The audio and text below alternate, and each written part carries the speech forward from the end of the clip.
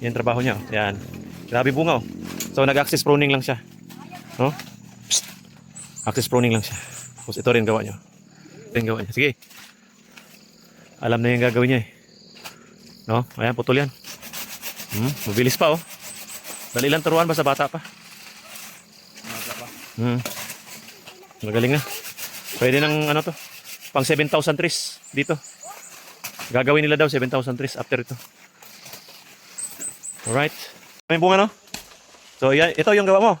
Oh, marunong ka na mag-pruning ha. BR25. No? So bukas ang ilalim no. Nalinis mo na tapos canopy sa taas okay lang.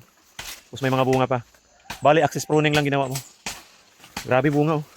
Oh. Marami din bunga oh. BR25. Malakas din siya mamunga.